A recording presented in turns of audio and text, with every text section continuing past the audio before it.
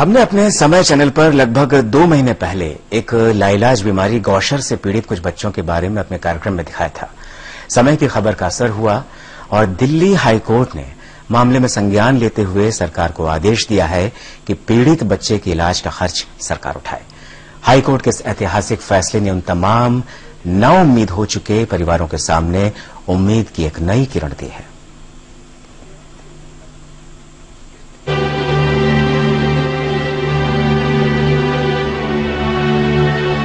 9 साल की छोटी सी उम्र में रेयर बीमारी से जूझ रहा अहमद आज खुश है, क्योंकि अब उसका इलाज देश के बड़े से बड़े अस्पताल में हो सकता है। अब उसके पिता को इलाज के लिए दर दर भटकना नहीं पड़ेगा।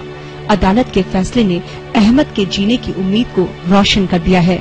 अहमद बहुत खुश है। मेरा इलाज बहुत महंगा था, पर अब लगता है कि मेरा इलाज हो पाएगा और मैं जज कर से गुजारिश करता हूँ कि सहारा चैनल मेरी बहुत मदद किए हैं। मैं अपने पापा मम्मी के साथ जी पाऊंगा।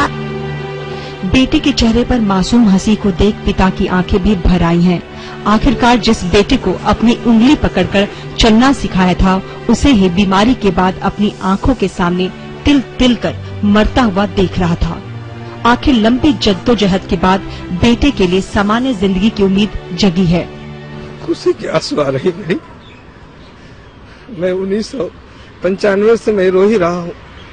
अब थोड़ी खुशी के आंसू आ रही है कि मालूम है कि इसकी दवा शुरू होने वाली है और शायद दिल्ली सरकार इस पर निर्णय लिए हैं। अभी पूरा हमको मालूम नहीं है, बाकी मैं बहुत आपके चैनल से हम बहुत बड़ा मेहरबानी समझ रहे हैं कि अब हमारे काम में बहुत हिस्सा लिए हैं। दरअसल अहमद गौशर नाम की एक बेहद रेयर बीमारी से पीड़ित है।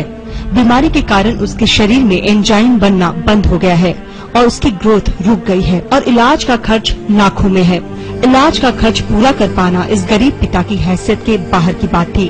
बेबस सिराजुद्दीन ने अदालत की शरण ली और अदालत से अपने बेटे के लिए स्वस्थ जीवन का अधिकार मांगा।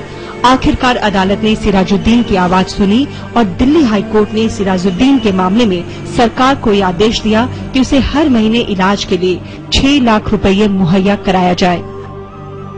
मैं आपके चैनल के माध्यम से गुजारिश करता हूँ कि बहुत बहुत मेहरबानी आपने किया है और इसी तरह से इस दुनिया में, इस भारत में, इस दिल्ली में ऐसे आदमी हो कि हमारा हर आदमी का हर परेशानी दूर हो। एक हम गरीब आदमी। अहमद के मामले में दिए गए दिल्ली हाईकोर्ट के इस फैसले ने देश भर के गौशर जैसी रेयर बीमारी से पीड़ित करीब 600 मरीजों के लिए भी उम्मीद की किरण जगा दी है।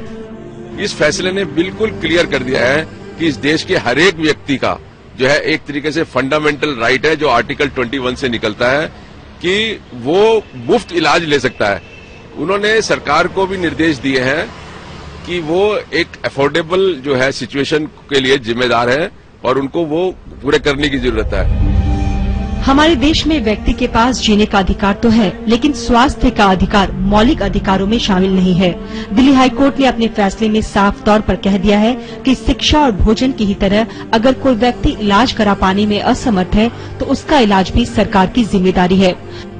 कोर्ट ने ये भी कहा है कि सरकार को चाहिए कि अपने हॉस्पिटल के अंदर डोनेशंस के जो है वो बनाए, जिससे कि लोग अपना जो है सरकारी जगह जो है सरकारी हॉस्पिटल के अंदर डोनेशन दे सके, जिससे कि उनका सप्लीमेंट हो। एक जो बहुत इम्पोर्टेंट बात और जो कही है, उन्होंने कहा है कि सरकार जो है वो हेल्थ के ऊपर अपना जो बजट है वो बढ़ा नहीं रही है और इसकी वजह से बहुत सारी जो इलाज होने चाहिए, जो जिसपे खर्चा है वो इलाज नहीं हो रहे। तो उन्होंने ये भी एक तरीके से कहा है कि सरकार को जरूरत है कि अपने बजट को बढ़ाने की।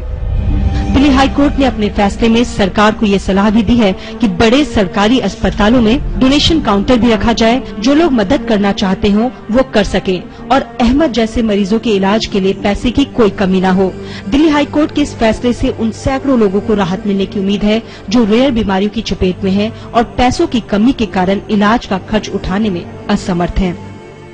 सिराजुद्दीन की आंखों में जो आज आंसू है वो गम के नहीं बल्कि खुशी के आंसू हैं। ये आंसू इसलिए है क्योंकि अब उन्हें पूरी उम्मीद है कि ये बच्चा बच जाएगा, क्योंकि 7 साल के बाद कोर्ट के इंटरवीन करने के बाद उसे इलाज मिल पाएगा, दवा मिल पाएगी और 4 बच्चों को तो वो नहीं बचा पाए, लेकिन ये आखिरी उम्मीद, आखिरी लौ बच जाएगी। कोर्ट का आज का फैसला नजीर है उन सभी लोगों के लिए जिन्हें लगता है कि अगर उनके जेब में पैसा नहीं तो उनकी मौत निश्चित है। इस समय दिल्ली से कैमरामैन रमेश राय के साथ रश्मि कुमार।